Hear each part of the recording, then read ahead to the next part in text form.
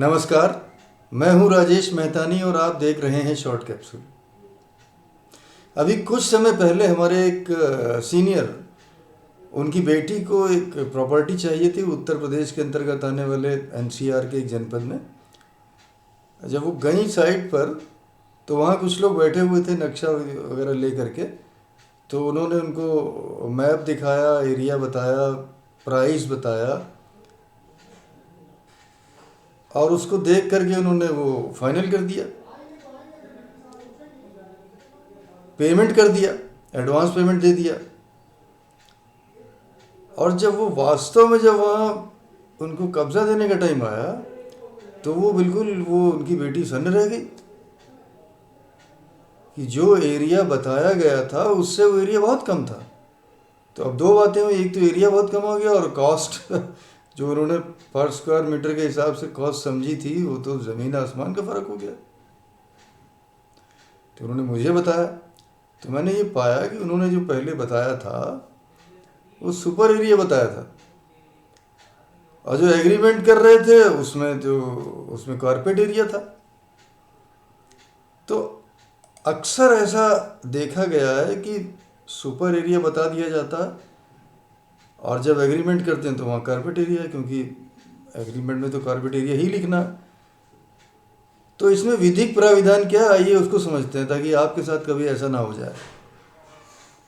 तो रेरा अधिनियम 2016 लागू होने के बाद जो क्रेताओं और विकासकर्ताओं यानी जो होम बायर्स हैं और जो प्रमोटर्स हैं उनको विभिन्न मूल विषयों पर स्पष्टता सुनिश्चित की गई है कि क्लियर हो जाए, जिससे विभिन्न विषयों पर सभी पक्षकारों को, जो भी स्टेक होल्डर्स हैं, उनके समक्ष एक रूपता रहे। यानी जो एरिया मैं समझ रहा हूँ एज ए प्रमोटर वही होम बायर भी समझे, यूनिफॉर्मिटी ऑफ इंफॉर्मेशन। अब साहब वो जो प्रमोटर है वो बता रहा है सुपर एरिया और वो कुछ और समझ रहा है, तो ये तो यूनिफॉर्मिटी ऑफ इंफॉर्मेशन नहीं हुई ना। तो एक रूपता होनी चाहिए, तो भ्रम की स्थिति उत्पन्न ना हो और क्रेताओं और विकासकर्ताओं दोनों का हित सुरक्षित रहे, तो इसके लिए रेरा अधिनियम में कुछ व्यवस्थाएं कर दी गई। तो एक विषय है फ्लैट और अपार्टमेंट के विक्रय के समय उस फ्लैट या अपार्टमेंट के क्षेत्रफल की गणना से संबंधित। कुछ क्षेत्रों में सुपर एरिया जैसा शब्द प्रयोग किया जा रहा है जो कि नितांत अस्पष्ट और भ्रामक। सुपर एरिया जैसा कोई कॉन्सेप्ट रेरा एक्ट के अनुसार विधिमान्य नहीं है। मैं दोहरा दूं ये बात, ये बहुत ही महत्वपूर्ण है, इसलिए मैं इसको दोहराता हूं कि सुपर एरिया जैसा कोई कॉन्सेप्ट रेरा एक्ट के अनुसार विधिमान्य नहीं है। रेरा अधिनियम में तो कारपेट एरिया शब्द का प्रयोग करते हुए उसकी परिभाषा भी दे दी गई है। आप चाहें तो उसकी धारा नोट कर लें।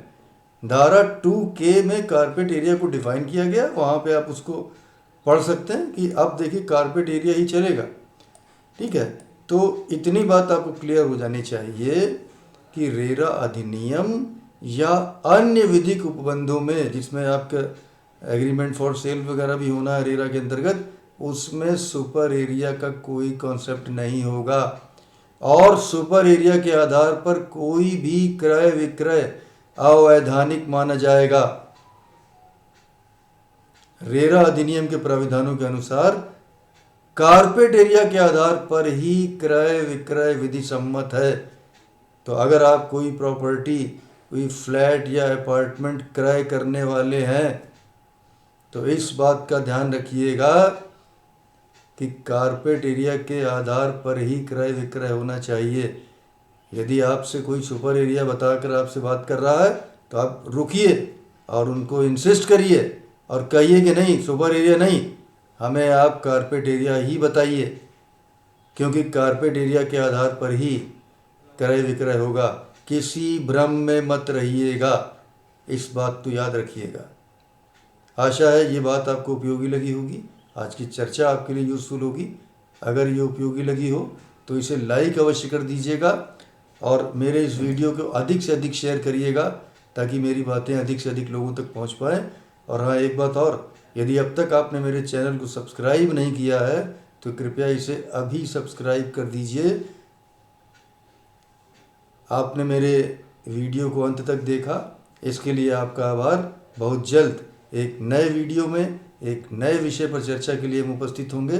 तब तक के लिए आपसे अनुमति चाहेंगे। नमस्कार।